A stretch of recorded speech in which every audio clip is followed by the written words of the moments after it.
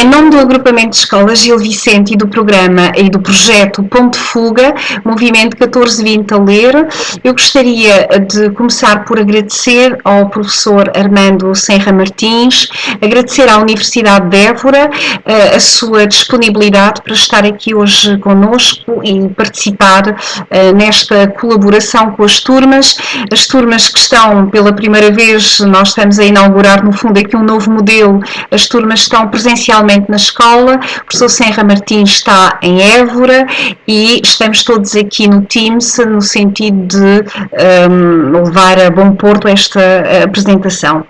Muito obrigada aos professores que estão aqui hoje connosco, muito obrigada a todos os alunos e, mais uma vez, muito obrigada ao professor Senra Martins pela sua disponibilidade em estar aqui hoje. Muito obrigada. Passo-lhe então a palavra para começar. Peço desculpa, houve só um aspecto que foi a apresentação que eu não fiz. O professor Senra Martins é professor no Departamento de Línguas e Linguística da Universidade de Évora. Os seus interesses de investigação situam-se na área da literatura neolatina dos séculos XV a XVIII e no humanismo italiano. Neste âmbito, o professor estudou o tema das cidades na obra de Enea Silvio Piccolomini. Parte desse trabalho foi publicado no livro Cidades Europeias, nas cartas de Enea Silvio Piccolomini, em Lisboa, em 2018. Muito obrigada e agora sim passo-lhe a palavra. Muito obrigado e agradeço à professora Alexandra Caetano ter-me convidado para esta atividade do Movimento 1420 para falar sobre descrições de cidades e de povos. E quero agradecer também a presença dos alunos e todos os outros professores. Espero que nesta apresentação desperte a curiosidade, pelo menos, para vários tipos de textos que aqui vamos ver. E espero poder responder a algumas questões que vocês terão, que possam surgir. De algumas coisas aqui eu domino mais, outras domino menos, mas eu vou dizendo aqui o que vou apresentar. Bom, vamos começar aqui por... Eu vou partilhar o ecrã, vamos só aqui...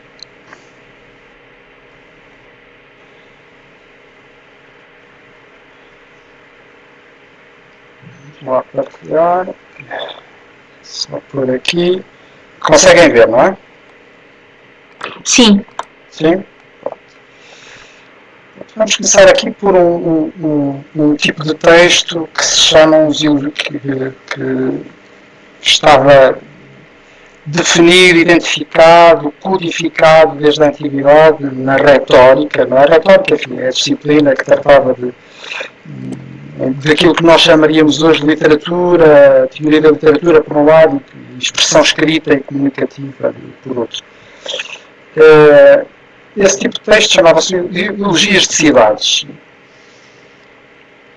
Enquadra-se num dos subtipos de textos que a Antiguidade definia, quer dizer, na Antiguidade definiam-se 3 tipos ou 3 modos de textos, vamos dizer assim.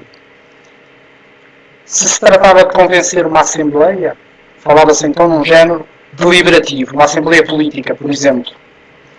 Falava-se num género deliberativo. Se tratava de convencer num tribunal acerca da culpabilidade ou inocência de alguém, falava-se aí num género judicial. E se tratava, por último, de elogiar ou criticar ou dizer mal de alguém, isso chamava-se um género demonstrativo. O elogio de cidades enquadra-se nesse subgénero, não é? Demonstrativo,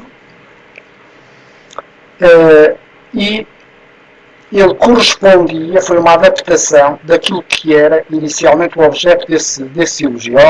Inicialmente o que se elogiavam eram pessoas, mas depois as pessoas os teóricos alargaram esse âmbito para as cidades. Como é que se elogia uma cidade? Não da mesma forma que uma pessoa. O pai é o fundador, essa citação vocês estão aí a ver de Quintiliano, que é um autor romano. O fundador, o pai é o fundador da cidade, não é? E pode-se falar da antiguidade da cidade, não é? A esse respeito.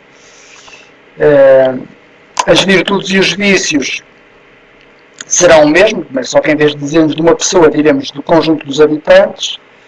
E depois ele termina dizendo, bom, só há aqui uma coisa que não encaixa bem, que não existe bem no indivíduo, que é os aspectos que dizem a respeito à localização, aos edifícios, às fortificações. Isso seria um tópico diferente. Devo notar só um pequeno apontamento, enfim, isto é só uma curiosidade. Elogiar e descrever, na teoria antiga, são a mesma coisa. Podem ter ali uma gradaçãozinha, elogiar-se um bocadinho mais ampliado, mas são os dois a mesma coisa. Então, este era o esquema que estava ali naquela citação. E eu vou começar aqui por um texto do século XII, relativo à Inglaterra, uma descrição da cidade de Londres. Ora, bom, essa descrição da cidade de Londres é da autoria de um autor, da autoria de William Fitzsteve, que morreu em 1191, e esse elogio é o texto de abertura da biografia de Tomás Becket. Tomás Becket é um arcebispo de Cantuária, é uma figura importante na história da Igreja da Inglaterra medieval. Foi assassinado, supostamente, enfim, a coisa é complicada, supostamente a mando do rei de Inglaterra, Eduardo II, mas ainda hoje é uma figura importante na cultura inglesa por uma razão, que é o facto de ele ter sido um homem que disse não ao rei e opôs-se ao rei, não é? E isso é uma atitude muito valorizada na cultura inglesa. Enfim, há aqui uma particularidade. Qual é a relação entre este texto? Porque começar a vida de um bispo, não é? Digamos que um santo, ele já era encarado assim na altura. Porque começar pela descrição de uma cidade? Bom, há uma tradição medieval de ligação entre a figura do bispo e a figura da cidade que remonta já ao final da Idade Antiga, à altura em que, por exemplo, os bispos eram nomeados por aclamação popular. Bom, temos aqui uma iluminura medieval do manuscrito da Biblioteca Britânica, com o assassínio de Tomás Becket na Catedral de Cantuária, e aqui uma obra do século XX. Eu de vez em quando vou falando aqui de algumas obras do século XX inspiradas por estes textos que aqui vou falar. Uma obra do poeta anglo-americano T.S. Eliot, Assassínio na Catedral. É uma peça de teatro.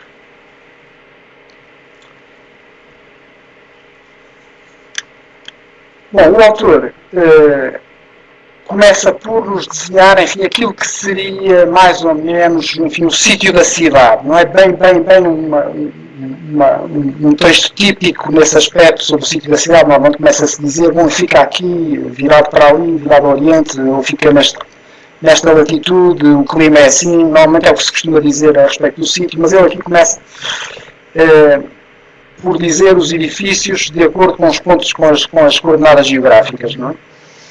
Desenhando em traços largos, digamos assim, a silhueta da cidade. E logo de seguida, misturando aí também alguns dos seus monumentos. Ele começa a dizer, tem a Oriente a Cidadela Palatina, amplíssima e superiormente fortificada. Ora, uma Cidadela Palatina, eu deixei estar assim esta tradução. O texto está escrito em latim, não é? Mas eu traduzi assim, Cidadela Palatina é a Torre de Londres, não é?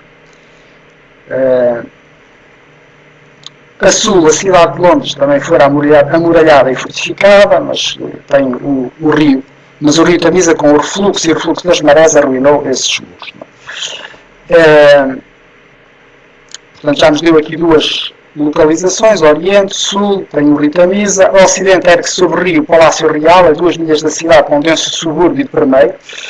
Isto que ele está aqui a dizer, o que ele está aqui a referir, reparem, é Westminster, onde atualmente está o Palácio de Buckingham e o Parlamento, que não fazem parte de Londres medieval. Depois ele começa aqui a dar outras indicações. À volta de Londres, do lado norte, nos subúrbios, existem as mais excelentes fontes com água doce, saudável, límpida, Holywell, Clerkenwell, St. Clement's Well. Em todo o seu redor, para lá de casario, ficam os hortos dos cidadãos, os quintais, não é, que residem fora de muros, cheios de árvores, amplos e belos, e a norte existem campos, pastos e uma agradável planície de prados atravessada por cursos de água que com o seu doce murmúrio movem as azenhas dos muros. Ora bom, que é que ele está aqui assim, só a falar? Bom, eu só mostro aqui assim um esquema da Londres medieval, é muito mais pequenina do que atualmente, não é? Termina aqui no Rio Fleet, que atualmente já não será rio, não será rio a descoberto, não é? Deve estar canalizado, não é? Por baixo de terra. Mas isto seria o limite ocidental, o limite oriental será aqui a Torre de Londres, não é? E depois ele vai, eu falo também deste Baynard's Castle, não é? Este aqui. Não tinha ainda a torre um elemento que já não existe atualmente, mas que foi muito importante no final da Idade Média, que era uma das atrações turísticas de Londres, que era uma torre, uma ponte com um enorme casario pelo meio, mas nesta altura era de madeira. Bom, aqui ele fala muito, tem-se aqui a falar, este M que está aqui assim é uma das fontes que ele falou, St. Clement's Well, falamos nesta fonte aqui, Clerkenwell, e falamos aqui em Holywell, e diz que há aqui muitos prados neste lado norte. Não é? Bom, depois de falar destes elementos, vamos voltar aqui a alguns destes elementos, mas depois de falar destes elementos, esta cidade tem nos seus habitantes motivo de honra, e nas suas armas motivo de brio, e é muito populosa. Bom, este não é um tópico habitual neste tipo de textos, não é? Dizer que a cidade é muito populosa, que os habitantes são exemplares a vários títulos, não é? E começa ele a descrever alguns dos costumes desses habitantes.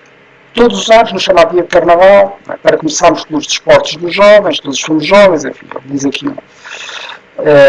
uma justificação para começar por esse tópico. Cada um dos jovens estudantes leva ao seu mestre galos lutadores, e toda a manhã é preenchida com o divertimento dos jovens que gozam no feriado para verem nas escolas as lutas dos seus galos. Depois do almoço, toda a rapaziada vai para a planície dos arredores por um muito concorrido jogo da bola. Claro que não é um jogo da bola como atualmente, era um jogo da bola que se fazia na Idade Média. Todos os domingos, depois domingos da quaresma, depois do almoço, sai para os campos uma nova leva de jovens montados em cavalos aguerridos. Enfim, esta linguagem é um bocadinho pomposa, mas o que ele está aqui a dizer é que se faziam torneios. Os tais torneios medievais, os justas também, chamados assim, em que os combatiam armados, não é? Petachados de lanças, está aí a dizer, escudos de combate. Isto aqui poderá parecer estranho, não é? Lutas de galos.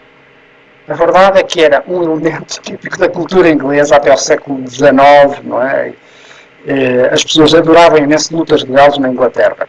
Isso se modifica sobretudo com a Inglaterra vitoriana, em que se começou a promover os parques, por exemplo, construção de parques nas cidades, para as pessoas passearem pela natureza e desviarem as pessoas desse tipo de entretenimentos. O que o autor faz, eu só tenho aqui este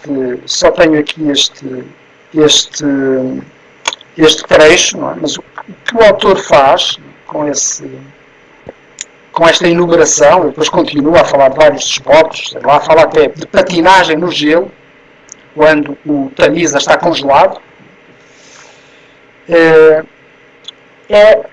uma coisa semelhante àquilo que podemos ver neste quadro do século XVI, com o retrato de jogos de crianças. Não é? O que é que o autor faz?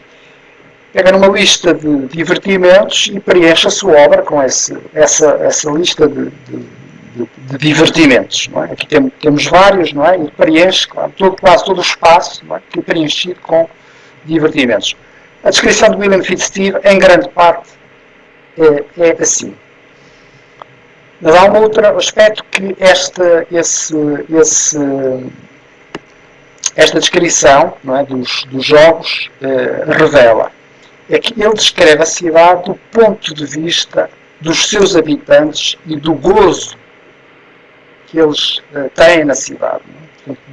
Descreve do ponto de vista do uso que os habitantes e do desfrute que os habitantes têm da cidade.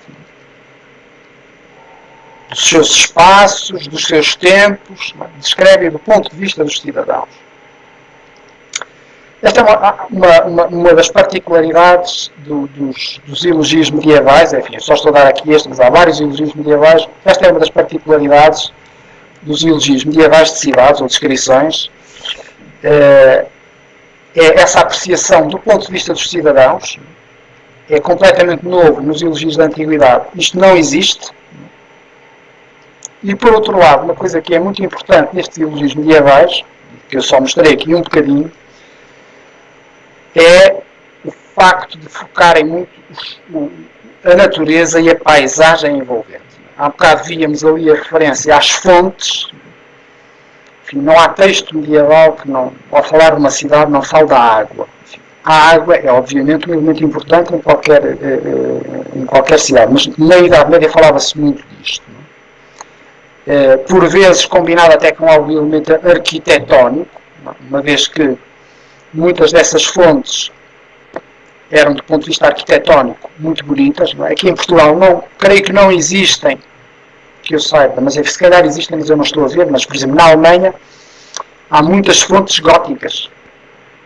Portanto, a gente vê uma fonte com o mesmo, por exemplo, com um pináculo, como uma catedral, com o mesmo recorte e os mesmos elementos decorativos que a gente vê na escultura das catedrais. Ora bom, passamos agora a um outro texto de que eu gostaria de falar aqui, embora eu não seja um especialista neste texto, não é? Mas eu acho que é importante falar nele, estando nós aqui a falar de descrições de povos. O livro de Marco Polo, do veneziano Marco Polo, que tem uma originalidade no conjunto da literatura medieval, que fala de cidades ou de povos, ou descrições de povos, que é a seguinte: quase todos os textos que nós temos sobre cidades medievais ou sobre reinos são de autores do próprio local.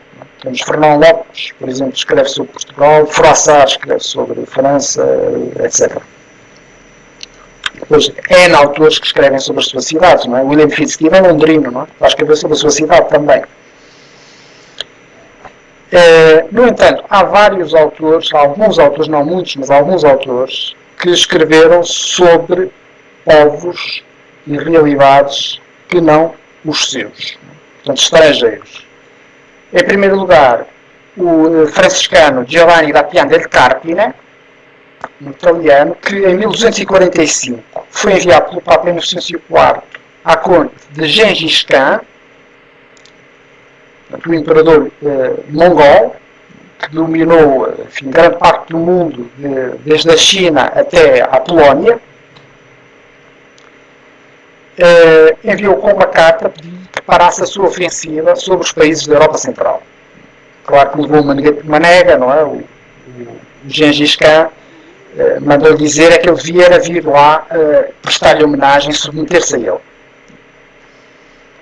Temos também um texto conhecido sob o título Itinerário ou Relação, não é? De outro frade franciscano do princípio do século XIV, Odorico da Pordenone, que em 1318 parte de Veneza para Trebisonda, no Mar Negro, viaja pela Ásia Menor, Pérsia, Índia, Meliapor, Madras, por exemplo. Possivelmente, pois o relato é difícil de identificar a certa altura, mas possivelmente terá passado na ilha de Java, ilha de Sumatra, ilha de Bornéu, Filipinas e várias cidades chinesas da época também de Gengis Khan.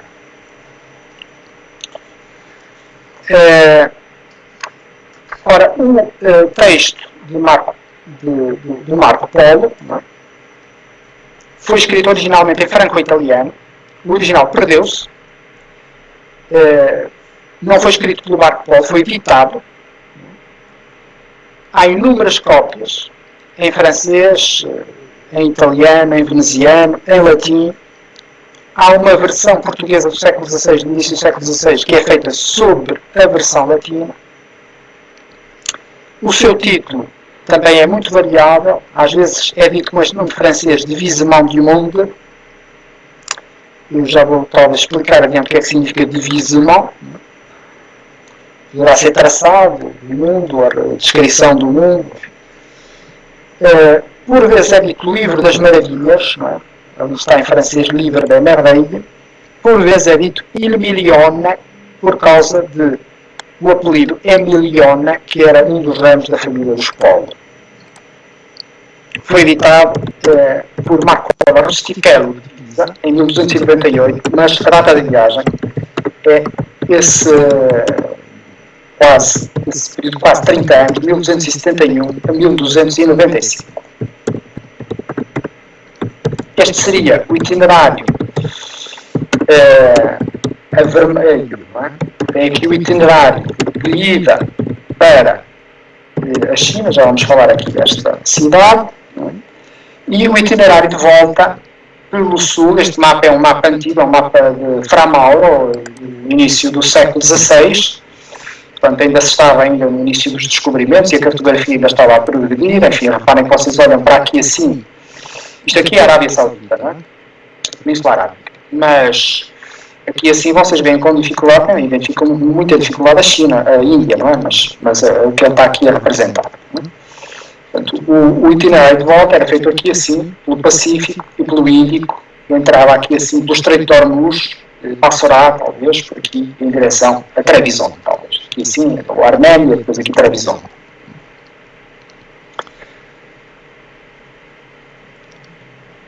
Bom, há uma enorme polémica, eu não vou aqui analisar isto. Hoje já está um bocadinho mais pacificada. Será que ele foi mesmo à China? Não é? Em 1994 ou 95 tem este livro, não é?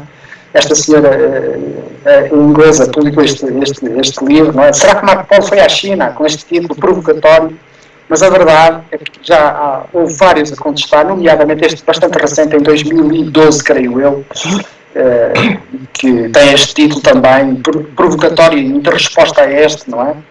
Marco Polo esteve na China, aqui sublinhado, esteve na China, novas provas com base em moedas, sais e impostos.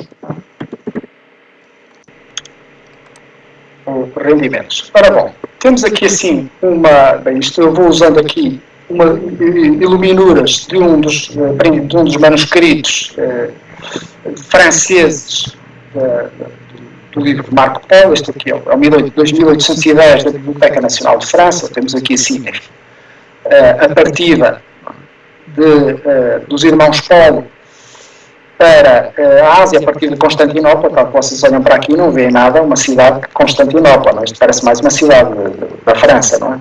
Assim, com estas estruturas em adobe, não é? Bom, o que é que nos diz o título sobre o tipo de obra? Divisement é uma palavra que se pode traduzir por divisão, narração, arranjar, pôr em ordem, não é? Portanto, podemos traduzi-lo por narração do mundo, ou divisão do mundo, também poderia ser traçado do mundo. Mas, noutra tradição, quando ele se apeliga de Livro das Maravilhas, enfim, vai encaixar em um género bastante diferente e muito comum na Idade Média, que é a literatura mirabilística. Não só na Idade Média, já vem desde a Antiguidade, livros que tratam de maravilhas, não só sobrenaturais ou fantásticas, ou do mar, mas também, por vezes, maravilhas históricas. Por exemplo, há muitas da Antiguidade que vêm, por exemplo, estes elencos de 7 maravilhas, as 7 maravilhas do mundo antigo. Isto há um livro grego, já da Antiguidade, sobre isso. Portanto, elencos de coisas admiráveis. Este livro, o livro de Marco Polo, poderia se encaixar nessa literatura de maravilhas, não é? A literatura mirabilística, vamos chamar assim. Bom, o que é que nos diz o prólogo, não é, sobre este tipo de texto? Não é? Reparem, ele começa por dirigir-se aos poderosos, não é? Senhores, imperadores e reis, duques e marqueses, condes, cavaleiros e burgueses, vós todos que desejais conhecer as diversas singularidades humanas nas diversas regiões do mundo, tomai este livro, lede e dai-o a ler. Posso afirmar que jamais houve alguém, cristão ou pagão, tártaro ou indiano, nem de qualquer outra raça, que tivesse explorado tão a fundo todas as partes do mundo, não é? E conhecesse as suas maravilhas. Bom, primeiro, por um lado, ele dirige-se aqui aos reis, senhores, imperadores e duques. Isto é um aspecto importante, porque este tipo de literatura era encarado como uma formação para aqueles que desempenhavam cargos de poder. Portanto, era necessário aprender com os costumes estrangeiros, aprender para governar, para ter um cargo de responsabilidade, que era o caso deles. Não é? Na altura eram esses quem tinham o poder. Mas, por outro lado, há aqui uma referência a um dos aspectos importantes no livro, que é o conhecer e o explorar o mundo maravilhoso que aqui se vai revelar, e o mundo de diferenças que aqui está. A diversidade que aqui está. Bom, portanto, o prólogo tem aqui dois elementos. Por um lado, os destinatários. Sob esse aspecto, enfim, isto seria um tipo de literatura que nós conhecemos como espelhos de príncipes. Espelhos, enfim, que era o modelo ideal, não é? Digamos que descreviam um perfil de formação que o príncipe ideal deveria ter. É isso que significa o espelho de príncipe, mas é um tipo de literatura que aparece muito na Idade Média e na Idade Moderna. Enfim, o prólogo fala também de conteúdo, por um lado maravilhas, por outro lado diversidade humana, e geográfica, e da natureza, etc. Já vamos ver. Bom, aqui uma citação, às vezes as pessoas poderão encontrar, às vezes, apreciações sobre o livro de Marco Polo, que, enfim, ou sobre a Idade Média, que era um mundo fechado, enfim. Esta autora, não é, que é uma especialista neste autor, no Miliona, no livro de Marco Polo, diz que o livro transmite, não é, afirma muito a necessidade moral de abrir os olhos, de olhar os outros e de fazer tudo o que é necessário para isso, não é? Viajar, partir, ir, andar, de encarar coisas estranhas, nunca vistas, não é? E o livro, por um lado, por outro lado também celebra aquilo que ela chama uma poesia do conhecer, a humildade de ouvir homens diversos e iguais.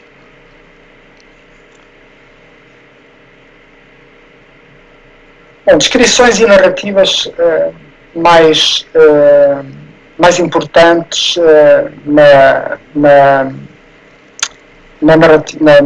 no livro de Marco Polo. Descrição de Cambaluc. Cambaluc é o nome que ele dá, enfim, os nomes dele dificilmente nós identificamos, e há discussões sobre o que é que significa, o que é este nome, com que é que se deve identificar, mas Cambaluc é uma adaptação do turco Hanbalik, que significa cidade real, que era o nome da cidade de Pequim.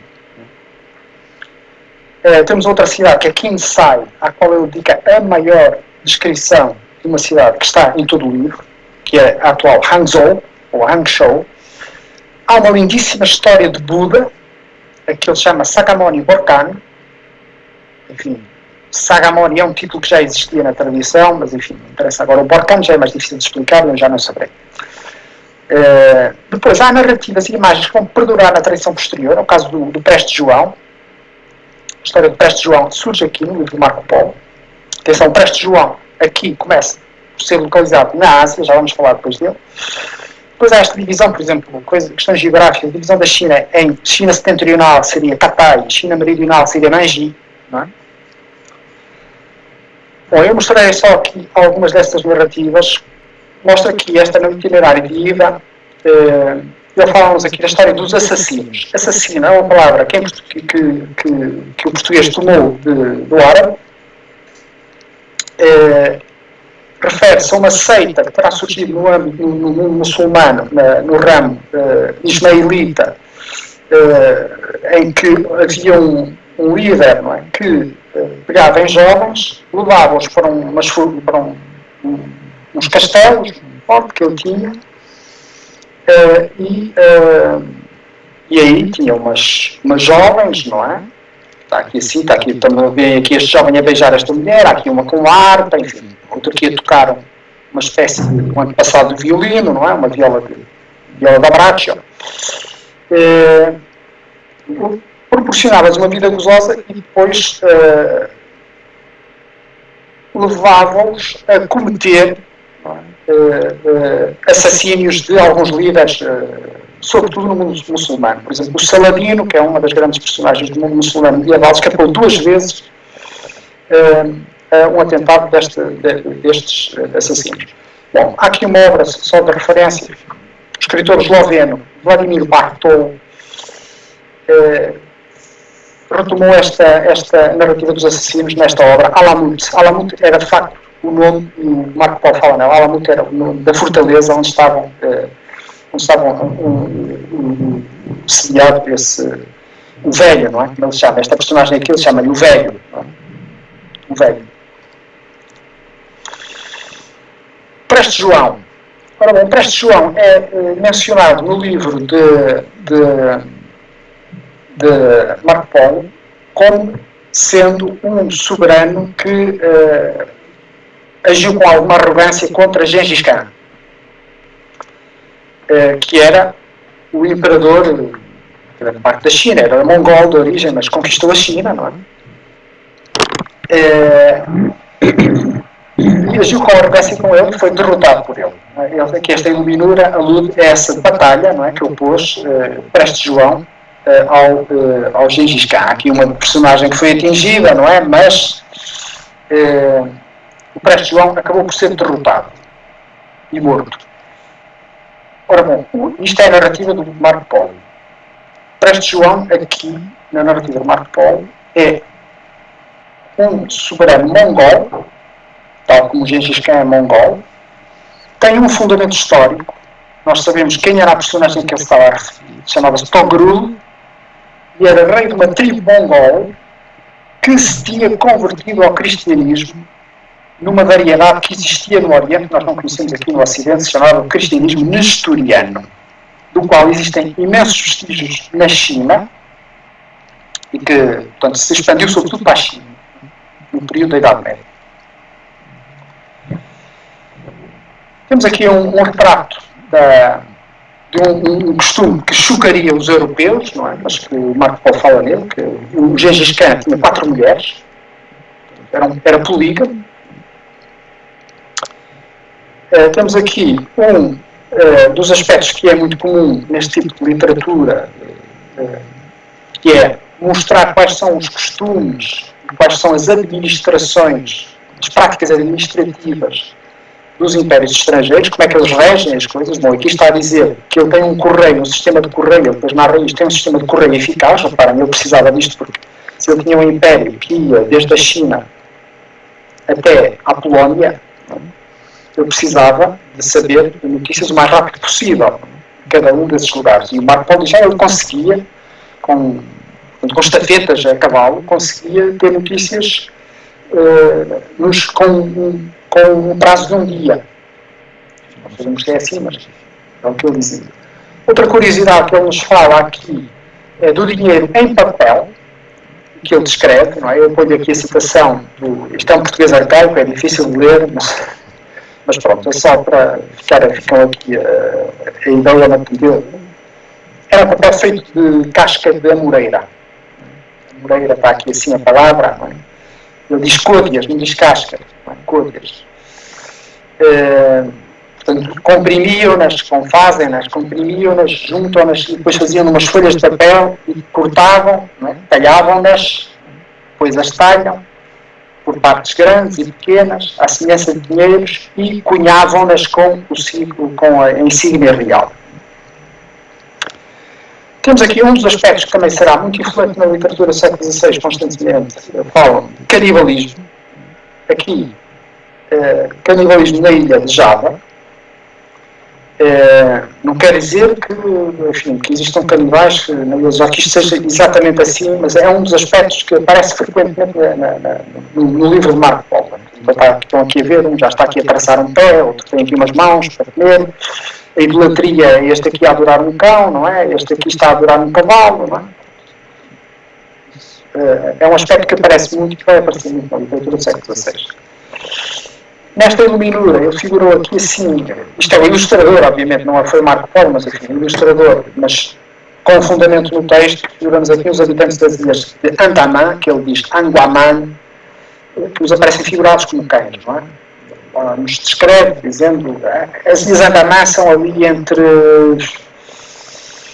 no Golfo de Bengala, mais ou menos. Né? Portanto, é meio caminho entre a Índia e a Indonésia, ali assim no Índico. Diz que o povo dela que adora ídolos, não é? Isso é a forma como, de um ponto de vista cristão, mas muçulmano também se diria assim, o judaico, que eles são politeístas, digamos assim. Comem de tudo, diz ele, mas os dentes e os olhos têm como cães. Ele por acaso me diz que são cães, mas têm como cães. Bom, isto será um aspecto que depois vai influenciar muito da literatura, já vamos ver. Uma outra curiosidade que ele aqui fala, que é uma ilha, diz ele, em que vivem mulheres e os seus homens vivem noutra ilha, separados. Enfim, há N literatura sobre isto, perguntar onde é que será essa ilha das mulheres. A verdade é que isto é um aspecto, nós olhamos para isto e parece-nos uma coisa fantástica e fabulosa. Pode ser, mas atenção, muitas destas coisas têm paralelos na literatura chinesa.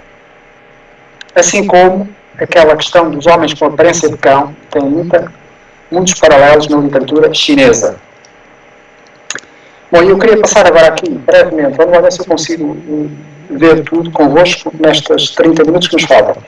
Passar aqui a um outro texto. Agora voltamos aqui a um texto sobre a cidade, novamente. É uma pintura que está nesta cidade, Siena, neste edifício aqui, tem uma torre enorme que se chama Palazzo Pubblico. Isto aqui assim é uma praça, chama Praça do Campo, não é? Piazza del Campo. Isto chama-se o Palazzo Pubblico. Público, Palácio Público, porque era a sede do governo de Siena. Bom, vamos só ver aqui uma outra apresentação.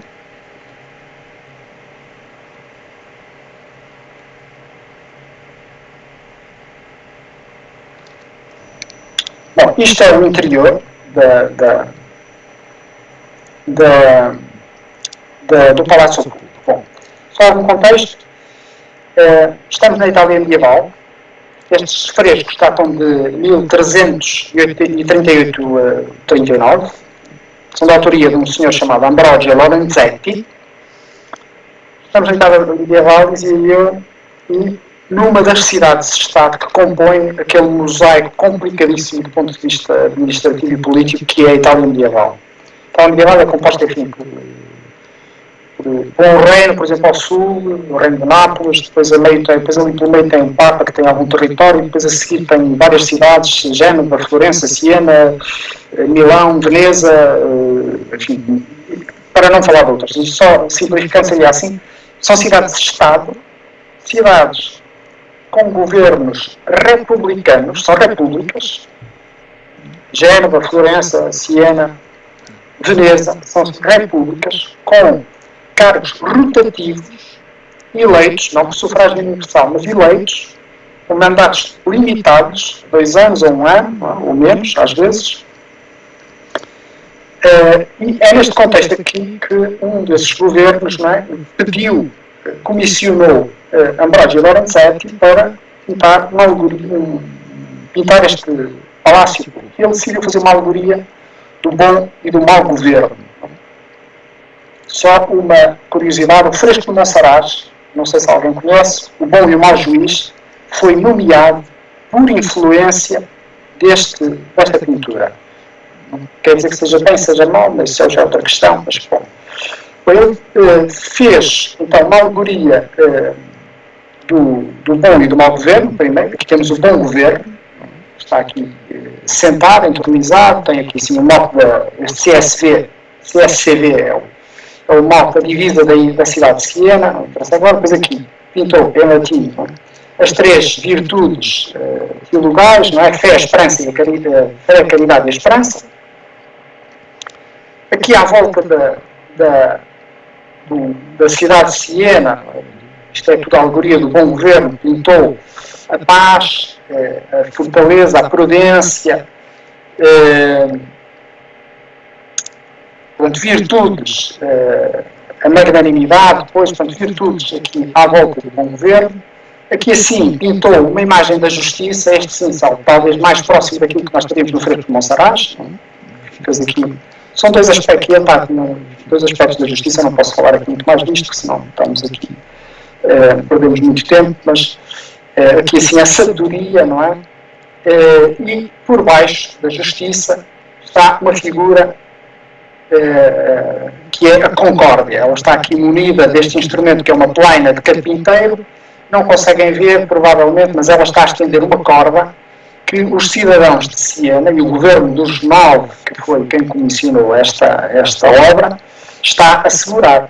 Isto porque era uma etimologia falsa que se tinha da ideia de concórdia, pensando que concórdia tinha a ver com uma corda, não é? Com a mesma corda. Não é, mas pronto. Enfim, aqui assim estão soldados com prisioneiros, certamente malfeitores, portanto, a justiça, virtudes, concórdia, aqui nesta representação do bom governo. E depois ele, no outro painel, pôs os efeitos do bom governo na cidade. Então pôs aqui assim, por exemplo, umas jovens a dançar em roda, pessoas aqui nos seus negócios, aqui um sapateiro, há aqui uma universidade, a Universidade de Siena, onde estão os estudos, há aqui a representação de edifícios conhecidos, isto é a Catedral de Siena, há a representação de vários negócios por aqui, pessoas que vêm trazer os seus bens, vender, há aqui uma representação de edifícios em construção, um casario muito bonito, não é? E pintou também os efeitos do bom governo no campo. Mostra aqui vários trabalhos agrícolas, ceifa por aqui, alguns ceifa por aqui, ou sementeira, talvez, aqui assim. Há aqui vinhas plantadas, tem pessoas que vão transportando os seus bens por aqui. Bom. E, em contrapartida, fez o mau governo. Pintou como uma figura diabólica, não é? Aqui assim. E uma cidade, claro que o fresco, este fresco, por sinal, é o que está mais danificado. Os frescos são muito sujeitos a isto. Mas a cidade está em ruína. Há aqui um sítio onde estão até a destruir este balcão. Estão a destruir este balcão. Há aqui pessoas pelo chão, certamente assassinadas. A justiça está aqui assim, está aqui escrito, não se vê muito bem, mas aqui assim está escrito, Justitia. A justiça está aqui acorrentada, deitada por terra, e aqui já se consegue ler que é justiça, né? Justitia em latim, mas está aqui acorrentada, enfim, há aqui pessoas prostradas por terra, esta já a sangrar, portanto, ao lado da figura do mau governo, que tem aqui escrito ao lado da tirania. Por cima dele tem a avareza, a soberba e a vanglória, portanto, tudo defeitos, aqui assim também outros vícios, não é? A crueldade, a traição, a fraude, o tumulto, a insânia, a divisão está aqui unida de uma serra, não é? E a guerra. Ele pintou também os efeitos do mau governo no campo, não é? Está tudo destruído, há incêndios, salteadores, portanto, nada de pé. Bom, o que é isto? É um discurso sobre a cidade ideal, tem paralelismo com os elogios de cidades medievais, mostra-nos a cidade aprazível, na qual os cidadãos podem desenvolver as suas atividades cotidianas, os seus negócios, etc. Mas, sobretudo, é um discurso que se caracteriza pela apropriação de ideias do âmbito teológico e religioso para um tema secular e político. Esta representação do governo ladeado por virtudes é algo, naquela pose entronizado, é algo que se costumava usar para figuras como a Virgem ou como Cristo. Por exemplo, Cristo no juízo final, normalmente assim. Mas é também um manifesto de propaganda de um governo, que era o governo dos nobres. O governo dos nobres, não vamos aqui falar, mas... Voltamos aqui à outra exposição, saltamos aqui para o século XVI. A expressão Novo Mundo, creio que vocês conhecerão e que talvez relacionarão com as Américas, não é? Ou no século XVI, falando de Novo Mundo, fala-se, entenderá-se certamente que será o mundo que foi descoberto no século XVI. Há um autor suíço, Simon Grunau, que publicou em 1530, eu tenho aqui a edição 37, mas enfim, eu creio que eu tenho uma edição anterior, uma coletânea com este título. Novo mundo das regiões e das ilhas desconhecidas para os antigos, juntamente com uma tábua geográfica, etc. Bom, o que é que lá está? Várias obras sobre, olha, por exemplo, a carta que o rei Dom Manuel enviou ao Papa Leão X, quando lhe enviou aquele rinoceronte, que já vamos falar, e o elefante, etc. Está o livro Marco Polo também.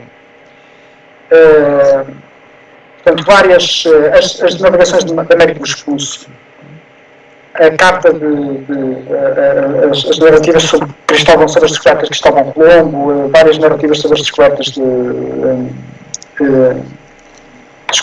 feitas por portugueses e da autoria de textos, autoria de autores portugueses, com autoras em latim.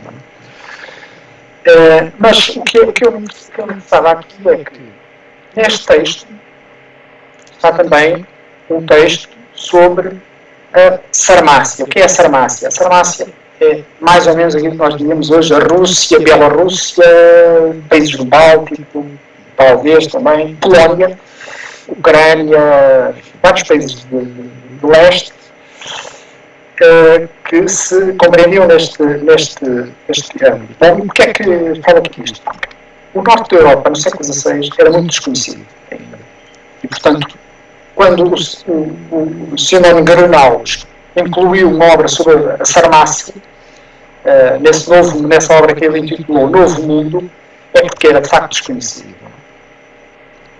Dou só este exemplo, não é? Por exemplo, na Antiguidade falava-se que havia por aqui uns montes que eles chamavam rifeus, que está aqui assim, é isto que está aqui escrito R, e depois deve estar aqui um Y, e depois deve estar um PH, Rifei, aqui deve estar um EI, depois deve estar Montes, decimal talvez, não sei se eu consigo pôr maior, mas é isso que estará aqui assim,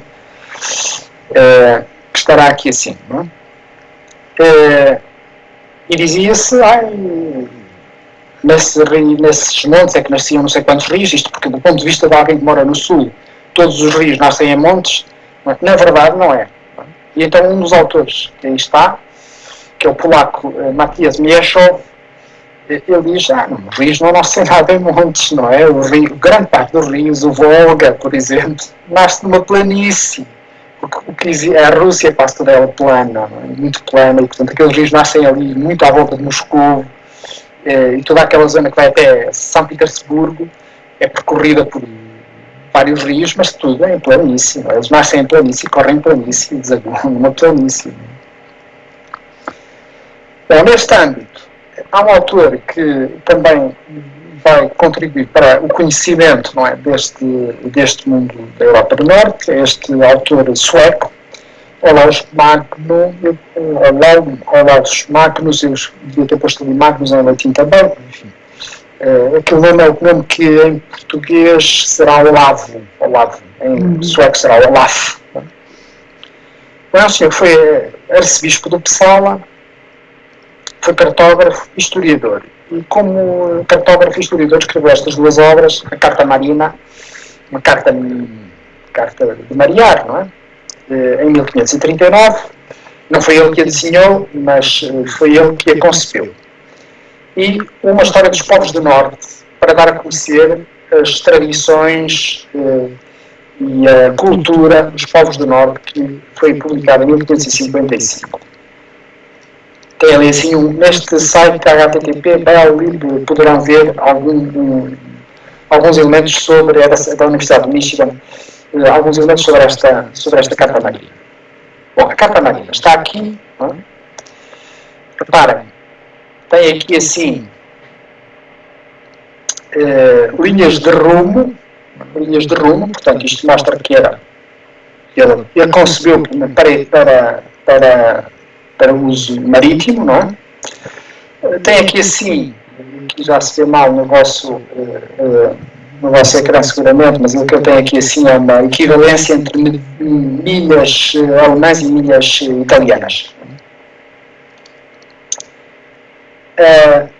Este mapa, repare, isto é a Península Escandinava. Isto aqui conseguem ver sem dificuldade, penso eu, mas isto é a Península Escandinava. Ora, este mapa é um grande progresso em relação aos mapas que havia até ali assim da Europa do Norte. Reparem, este mapa aqui que vocês estão a ver, em contrapartida, 1482, é publicado juntamente com uma das edições de Ptolomeu, não é de Ptolomeu, mas é publicado em 1482 como sendo a representação contemporânea da Escandinávia.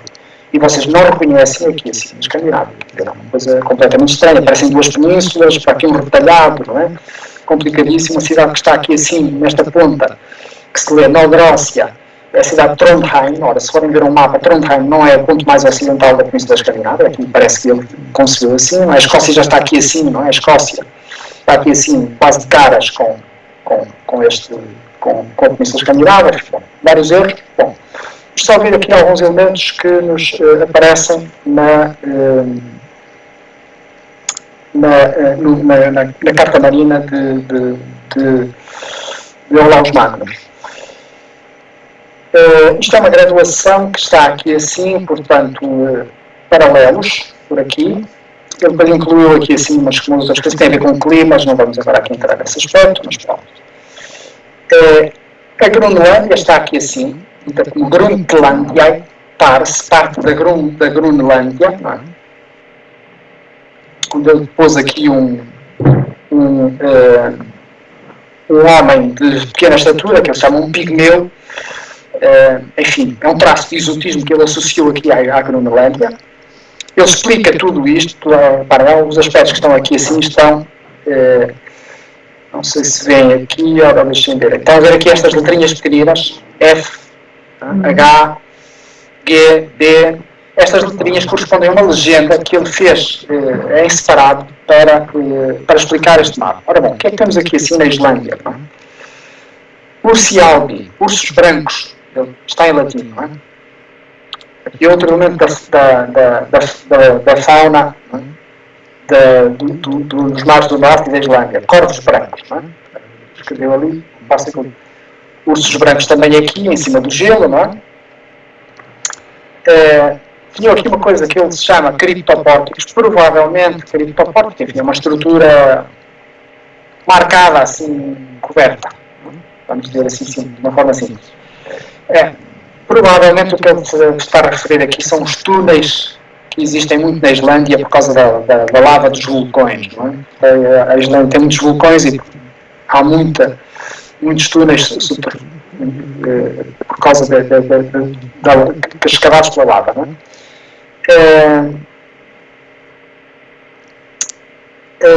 Está aqui assim um vulcão, está a mostrar aqui o vulcão a correr para o mar, não é?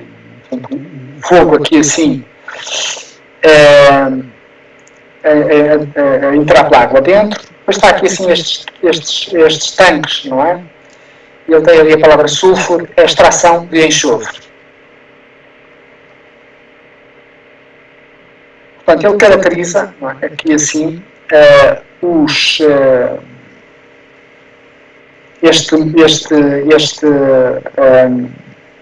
este país, esta zona do Mar do Norte, quer pela fauna, quer pela flora, quer por algumas atividades humanas que possam do enxofre. Quando vemos aqui os barris é porque há aqui assim algum porto. Enfim, representam aqui assim um homem a tocar uma espécie de violoncelo, não é? Viola de gamba, não é? Talvez, para os animais, encantando, talvez dizendo, não é? Que aqui há também pessoas cultas, não é? Que conhecem música. Depois, aqui, no meio do Mar do Norte, entre a Islândia e a Noruega, bom, ele colocou aqui vários seres monstruosos, não é? Alguns deles, não monstruosos, quer dizer, mas reais, não é? Uma baleia, tudo bem, uma baleia, embora aqui representada quase como um animal fantástico, não é? E aqui uma orca, que está a atacar a baleia. Aqui, assim, um dos aspectos que caracterizam os povos do Norte, não é? A pesca da baleia. A baleia foi ancorada, está aqui já arribada à praia, e estão aqui a cortá-la já, e tem aqui assim uns barris, certamente para encher com carne. Ele depois explica tudo isto é a ilha de Faro, aqui assim há um animal monstruoso, não é? Que ele depois descreve, enfim. Outro aqui assim, embora aqui, este que parece quase um porco, não é? Que tem olhos, 3 olhos aqui assim no porco. Ele diz que este monstro foi visto em 1537. Enfim. Outro monstro aqui, e aqui assim um aspecto importante que é normalmente associado aos países do norte, o âmbar. Ele diz que é sperma ceti, aqui assim ele diz em latim, ele diz que é esperma de um cetáceo, não é nada. O âmbar é uma resina fóssil. Existe muito nas praias do Báltico, mas ele colocou aqui assim, aos pedaços, aqui no meio do mar. Há um aspecto histórico que ele também retratou aqui assim, ele pôs várias embarcações, colocando por baixo a identificação, estes são escoceses, estes são da cidade de Lubeck, estes são ingleses, Angli, refere-se às várias nações que foram dominando este espaço em termos de pesca. Aqui está um outro animal, uma vaca marinha, que ele chama vaca marinha, é obviamente um animal monstruoso, embora haja quem proponha identificações para este animal. Aqui outro animal monstruoso que está a destruir uma embarcação de escandinavos, Gotkin, não é? Votos, e aqui assim, enfim, ele depois explica isto na legenda, estes marinheiros confundiram esta baleia com uma ilha e saltaram para cima dela, estão aqui assim a cozinhar, não é? Isto é um fogo, e arriscando-se assim a serem naufragados ali assim, uma vez que isto não era uma ilha, é uma baleia. Bom, isto será possivelmente uma alusão a uma das histórias medievais que circulavam com algum folclore marítimo destas zonas que falavam de marinheiros que se enganavam, tomavam uma baleia por uma ilha. Bom, aqui assim, na Península Escandinava, portanto, continuamos aqui com alguns animais fantásticos. Este aqui assim, Rossmaros, é uma morsa, embora pintada, retratada aqui assim com um aspecto estranho. Aqui, outra parte da Groenlândia, há um bocado tínhamos visto uma, agora temos aqui outra, enfim, um habitante da Groenlândia a reagir hostilmente, não é? Com o arco apontado aqui a uma embarcação que é estranha, não é? Aqui assim, esta embarcação provavelmente será um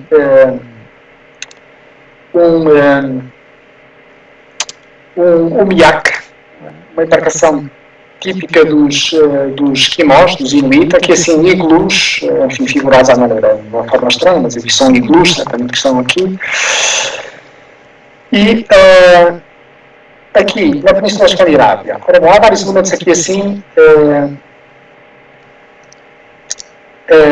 Primeiro, vamos só aqui ver,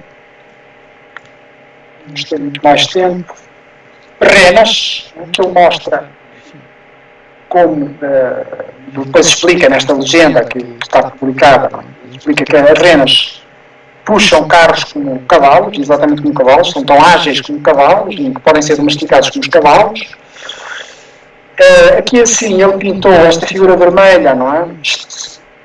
Que é uma figura estranhíssima, não é? Ele depois explica que são espíritos malignos a quem as pessoas podem pagar para eles varrerem a casa.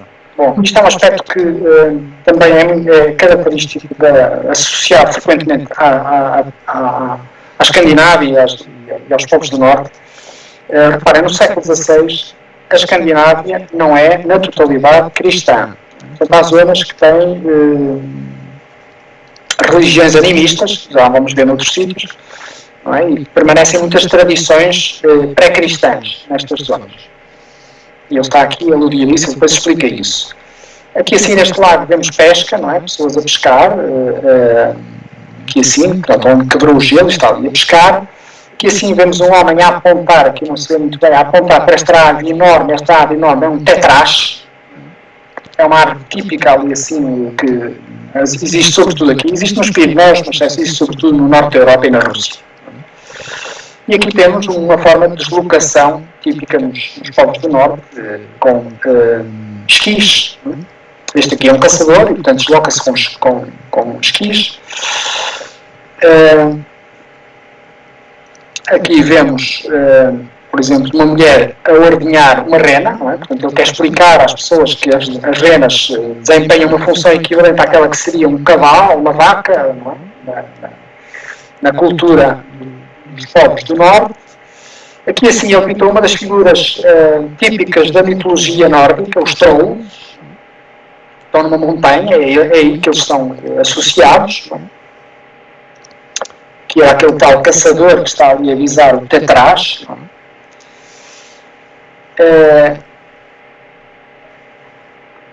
Aqui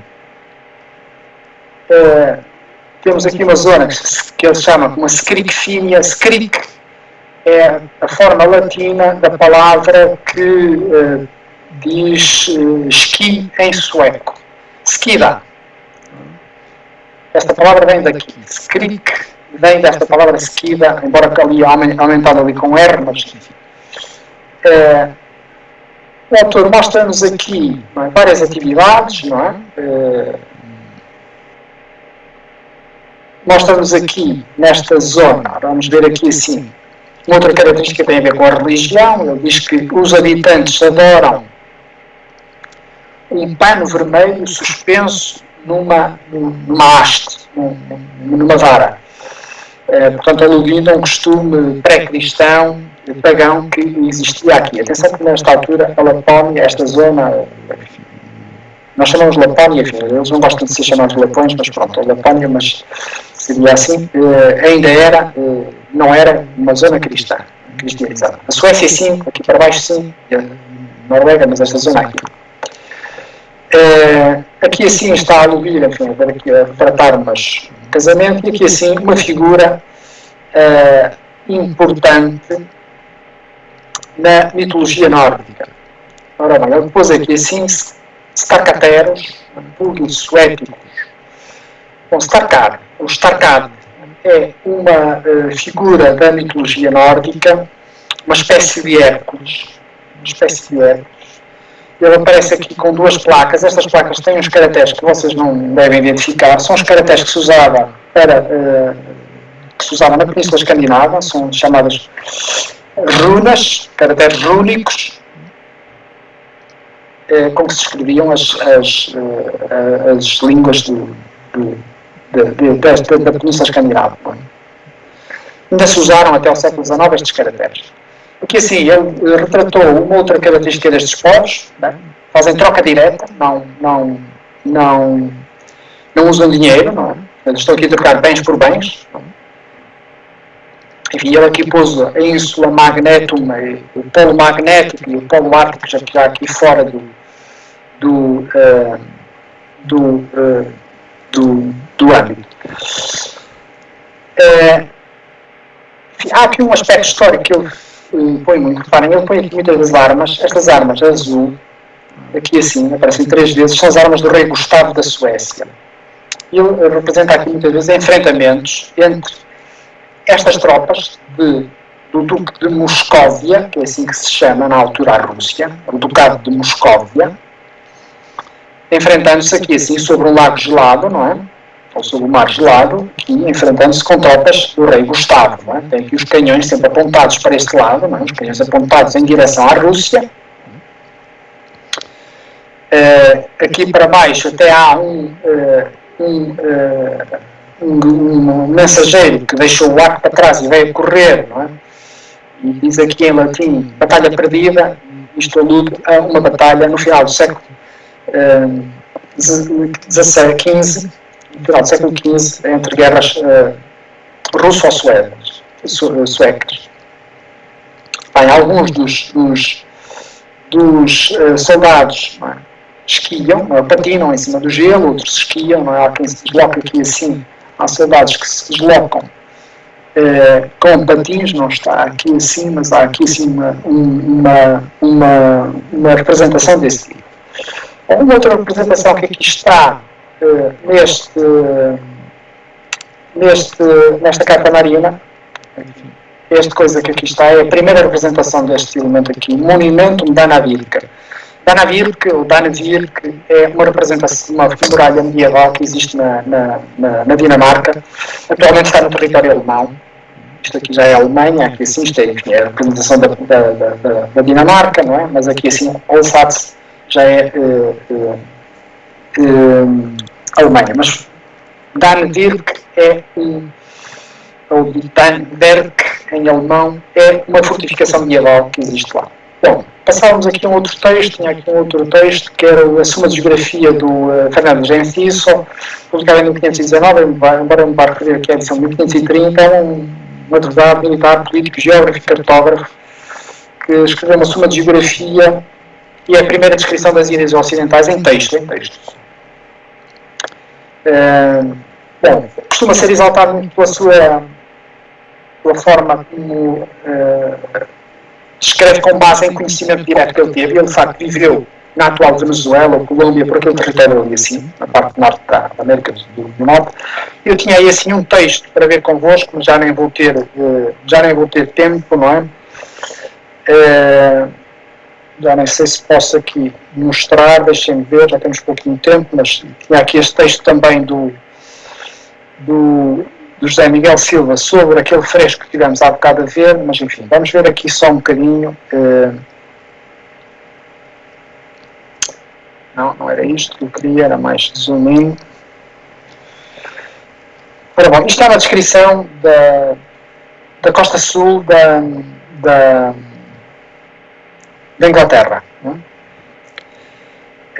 E reparem, ele começa aqui a dizer, só vamos falar nisto, para não perdermos mais tempo e temos algum tempo depois para discutir. Dizer, esta costa de Inglaterra é boa costa, não é?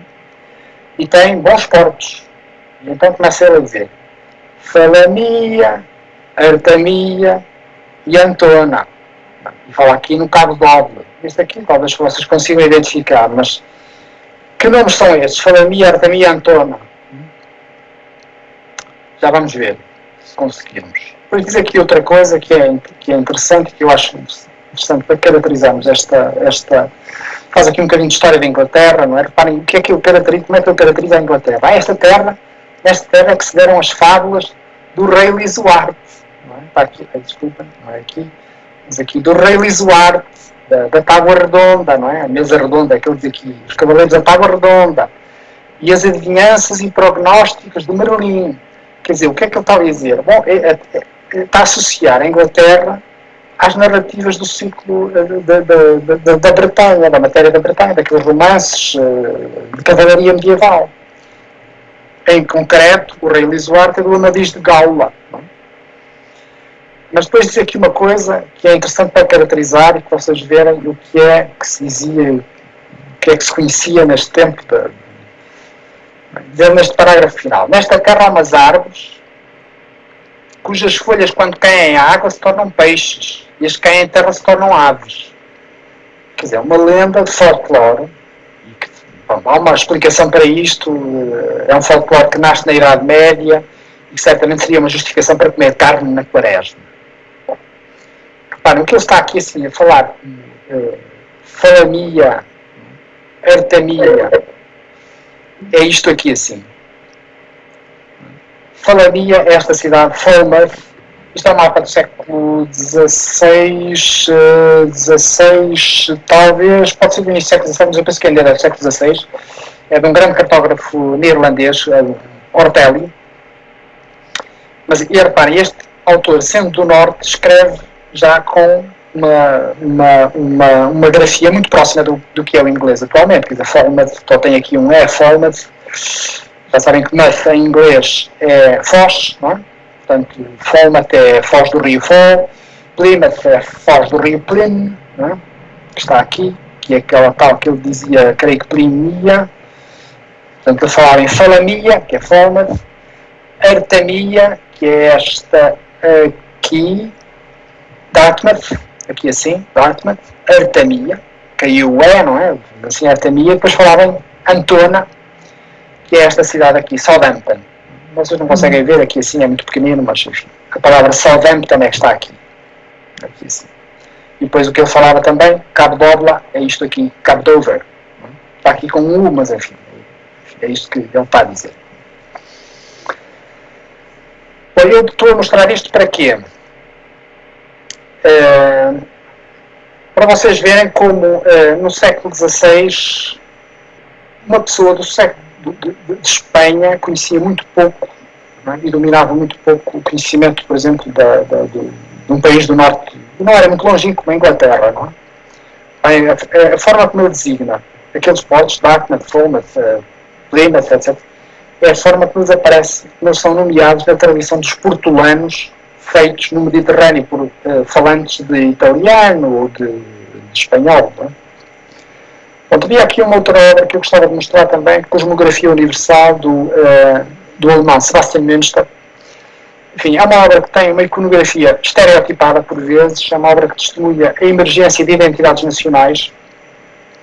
Grande parte dela é dedicada ao país do próprio Sebastian Münster, à Alemanha, não é? Mas também tem capítulos nomeadamente sobre a Espanha. A Espanha é aqui entendida como a Península Ibérica, não é? Que deu origem a uma polémica com o nosso Damião de Góis, porque enfim, ele achou que a forma como os espanhóis lá estavam representados não era favorável. Enfim, há muito exotismo ali assim, que nomeadamente na representação de animais e plantas de África, Extremo Oriente, Américas e Norte da Europa também. O canibalismo é um dos elementos que faz parte desse exotismo e que, reparem, tem raízes naquilo que vamos a ver do livro de Marco Polo. Uma tradição mirabilística permanece nesta altura. Isto é muito estranho. Isto é o trecho onde ele fala mal dos espanhóis. Os espanhóis aqui assim são portugueses e espanhóis. Não é? Ele diz assim, os espanhóis são taciturnos, não é? São de pouca fala, pouco sociais, menos soqueados, pouco sociais nos convívios, não é? Aqui está a palavra simpósios, convívios, não é? E pouco acolhedores de estrangeiros, não é? Está aqui a dizer. Bom, quando ele publicou isto, obviamente isto caiu muito mal para as pessoas aqui da Península. Isto é um exemplo para mostrar como a iconografia é muito limitada, mas enfim, embora muito usada. Reparem, isto é sobre a África, e aqui os animais da África, esta gravura é exatamente igual a esta, não é? Exatamente igual. E é só que esta refere-se à Índia e esta refere-se à África. Não é? Isto é para mostrar aqui um outro elemento que ele insere na sua obra, que são maravilhas e criaturas monstruosas no interior de África, homens com cabeça de cão, homens que não têm cabeça no peito, homens com um olho só, homens com um pé só, pigmeus. Isto existia, de facto, existe de facto um pouco. Cinocéfalos quer dizer cabeças de cão. Isto, em última análise, a raiz desta expressão estava no livro de Marco Polo. Canibais, não é? Aqui estão eles, enfim. Esta gravura aparece, isto é a falar da Ásia, mas tanto aparece aqui, esta gravura exatamente a falar da América.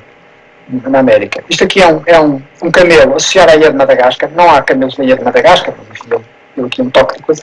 E aqui o rinoceronte, que foi um animal que acabou por ter, enfim, com este aspecto quase militar, não é? Com este rebitado e estas couraças, é inspirado aqui. Foi um animal que acabou por ter muita representação na arte. Está aqui assim numa das gárgulas da Torre de Belém, que está num desenho de Albrecht Dürer, que foi feito a partir de um desenho de uma carta anónima enviada de Lisboa para Nuremberg, do rinoceronte, que foi enviado por Dom Manuel I ao Papa Leão X. E aqui um livro inspirado por essa embaixada, que foi o livro de Marco do José Saramago, A Viagem do Elefante. Aqui um aspecto também que liga com o Marco Polo, que é o que é que os judeus modernos escrevem sobre o Preste de João. Bom, voltamos aqui ao Preste de João, só que o Preste de João aqui já passou para outro sítio. Já está localizado na África. Temos aqui um elogio de Lisboa feito por um autor espanhol que eu acho muito interessante, Francisco Monfón. Ele louva Lisboa por causa do sítio, fazendo uma comparação com Jerusalém, por causa do sítio, da região, da antiguidade, da metrópole, de facto de ser uma metrópole capital, por causa da fortificação, por causa de ser populosa, por ser fértil e abundantemente imensos e por ser leitosa. Aqui a questão da antiguidade, eu não tenho tempo aqui, mas eu gostava de ter falado disto porque é daqui que ele desenvolve aqui um tópico que os autores do século XVI, vários autores desenvolvem, o facto de Lisboa ter sido fundada por Ulisses. Ao que ele acrescentou uma outra coisa. Aí Ulisses fundou Lisboa porque o Aquiles, que é outro herói grego importante, e ele assim, com esse apontamento, ligou Lisboa a duas personagens, as duas personagens principais dos dois poemas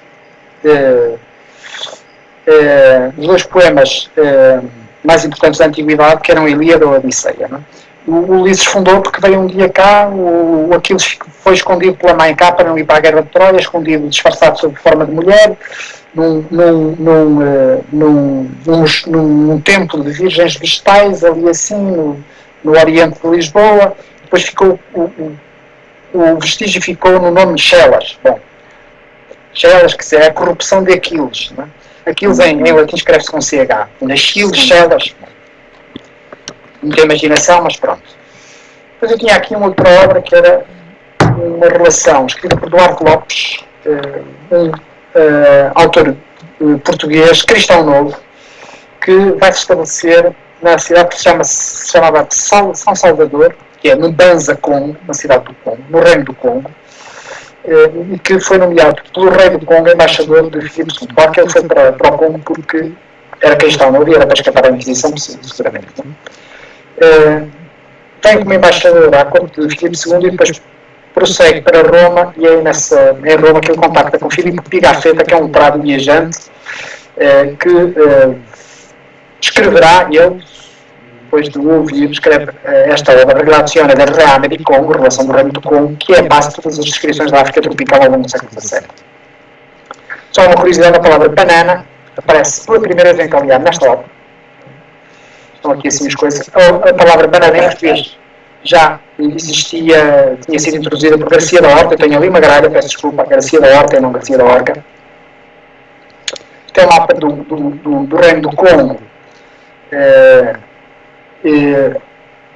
que revela, e isto é um mapa da África, que revela grande progresso no conhecimento da África, mesmo para o final do século XVI. É um mapa bastante preciso. Bom, fala de vários aspectos da flora africana, de costumes do Reino do Congo. Eu falo aqui deste aspecto. Eu gostava de ter falado nisto aqui, desta coisa que ele chama pau de águila, mas enfim, não vou falar porque já não tenho tempo. Aqui uma representação de uma zebra, aqui uma representação da edição latina desta obra. Esta obra depois foi traduzida para várias línguas, para latim, para neerlandês, para inglês, etc. Aqui assim uma representação de uma invasão por uma etnia que ele chama Anzik, que hoje sabe-se que é a etnia Batek, o Tek, o Titativo também, que ele caracteriza como canibal. Lá temos aqui o aspecto do canibalismo, então representou aqui assim a batalha, e depois aqui assim já uma espécie, uma tenda de talhante, não é? Venda de carne, não é? Ali com os pedaços de carne já suspensos. Uma coisa que ele descreve também é os costumes, as vestes, não é? Ele está aqui a apresentar o hábito de uma escrava do Congo, claro que elas não parecem africanas, mas pronto. E aqui o hábito de uma senhora, gentil dona. Não é? Aqui assim, também dos elementos que vêm míticos, uma batalha das Amazonas.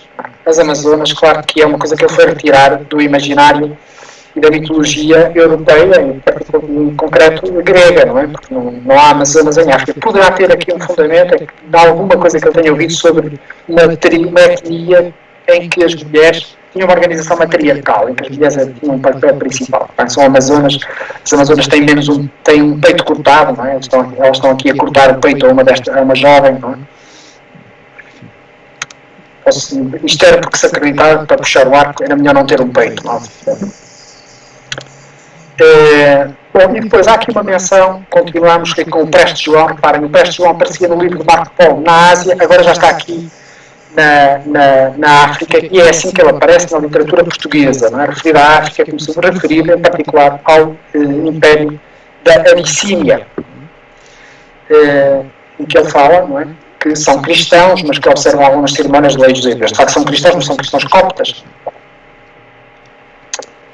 E eu terminava aqui para ter algum tempo para perguntas. Pronto, eu tinha aqui aquele poema do José Miguel Silva. José Miguel Silva é um poeta contemporâneo que está neste momento com uma peça no Teatro Dona... Não é no Teatro Dona Maria, não sei o que é teatro, não sei se será nos Estados Unidos, ou é como é que se chama aquele dos Estados Unidos? Aquele encenador. Agora não me escapa-me o nome. Mas está a fazer uma peça neste momento. Em Lisboa, estava a encenar, eu creio que vai ser estreada agora, mas enfim. Este seria um exemplo daquilo que vocês podem considerar uma éxfrase, embora não seja típico, quer dizer, é um poema que toma como seu tema uma obra plástica, não é? Uma obra escrita numa linguagem não verbal. Neste caso não é musical, não é outra, é uma linguagem pictórica, não é? Era uma descrição de uma iconografia. Estou a vosso dispor para questões, estejam à vontade, se eu não souber, eu digo que não sei. Muito obrigada, professor. Muito obrigada, professor. Eu passava então a palavra às salas, dando a palavra a cada um dos professores que está na sua sala, para introduzir as perguntas que considerar pertinente.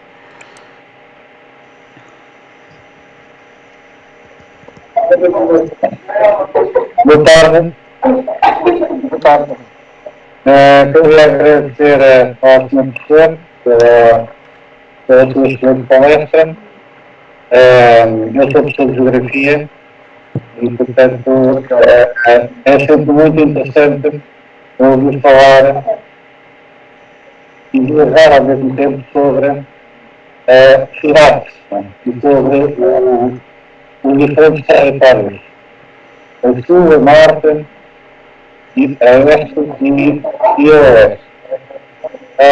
Eu vou passar então aqui,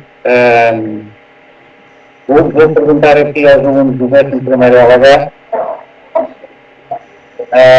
Eles têm atualmente Geografia, também têm História, e queria perguntar se nós por acaso, Marcos, queres fazer uma pergunta? Por acaso temos aqui um aluno que o ano passado teve em Siena. Não sei se é uma pergunta. Quer fazer uma pergunta, Arthur? Já faz mais. Não, mas não é responder, mas... como é que era a dúvida? Atenção!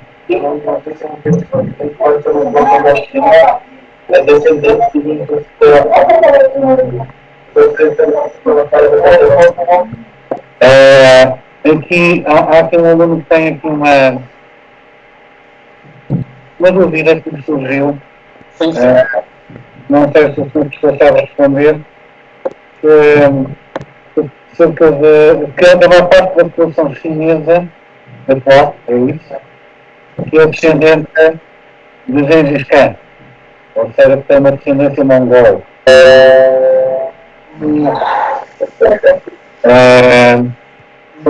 Não sei se será. Não posso responder a isso, mas não sei se será. Quer dizer, reparem, a influência da Mongólia foi durante um período, não é? Aliás, por exemplo, no livro Marco Polo nem fala da muralha da China, que seria uma coisa admirável, nem fala nela. Mas a muralha é construída, é retomada a sua construção, não é? Ela já tinha pedaços, segmentos construídos, mas é retomada a sua construção, sobretudo para proteger contra a invasão dos povos mongóis, depois da queda da dinastia mongol. Mas a China, enfim, tem várias etnias, não é? Tem várias etnias. A etnia dominante neste momento é a etnia Han, não é? Creio eu. Não sei se eles dirão isso por um motivo de orgulho, não é? Gengis Khan é um imperador, enfim, é o império mais amplo de sempre em extensão. Então, quer dizer, talvez o Império Britânico seja um bocadinho mais amplo, mas acho que em área de território é mais amplo. Mesmo mais amplo, eles chegaram à Europa? Chegaram à Europa, é verdade. À Polónia. Bem, há aqui mais, Marcos, quer fazer alguma pergunta? E mais alguém? Nós vamos aqui falar sobre monstros, animais, animais bastante ferozes.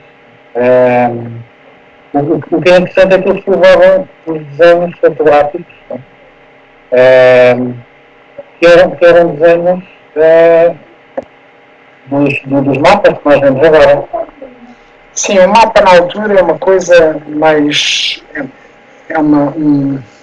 Mapa, na tradição medieval e na tradição do Renascimento ainda, é uma coisa menos científica ou menos técnica do que hoje.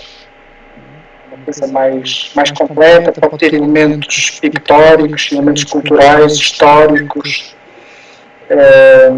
etnográficos,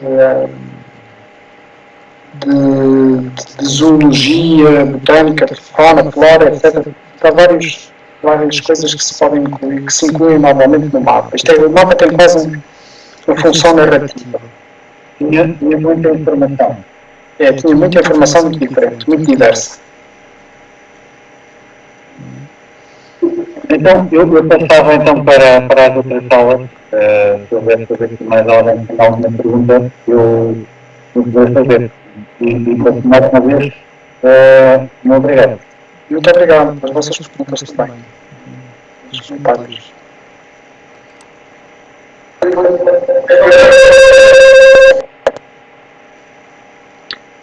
Não sei se o Diniz quer falar, não, professor Diniz. De qualquer forma, não queria deixar de agradecer a fazer uma referência a outros ligas. Ali um problema informático. Não sei se no 10º LH há alguma pergunta.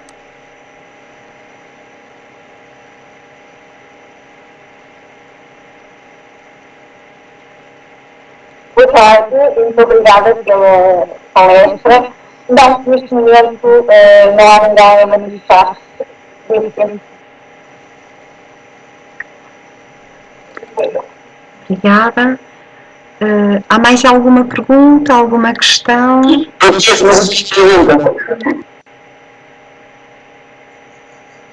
Rodrigo? Quer fazer uma pergunta, Rodrigo?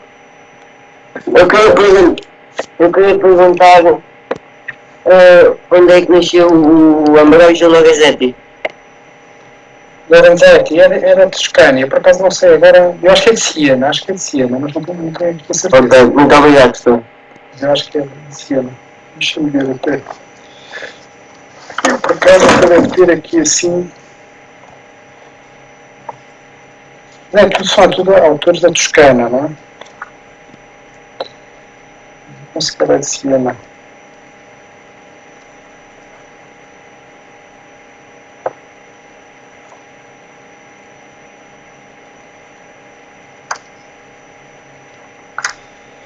Penso que ele é de Siena, mas não tenho a certeza. Mas se não for, a formação dele, né, o tipo de arte que ele faz, chama-se aquilo arte toscana.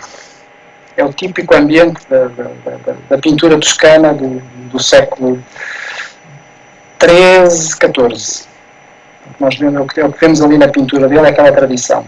Podem ver outros pintores, por exemplo, Duccio di Boninsegna, Pietro Sanesi, Compagni, enfim, são autores que verão aí, que estão nessa linha. Mas, enfim, é a tradição da pintura sinense do século XIII, XIV. Obrigado. Obrigado. Mais perguntas? Podemos voltar à sala de um dos 11º. Não sei se entretanto surgiu mais alguma questão. Eu não sei se estou a ouvir agora. Diniz, sim, estamos a ouvir. Bem. Portanto, um problema com todos os computadores gráficos de qualquer forma, não queria deixar de agradecer ao professor Armando muita presença esta conversa muito interessante. Não sei se alguém tem mais perguntas para além do público.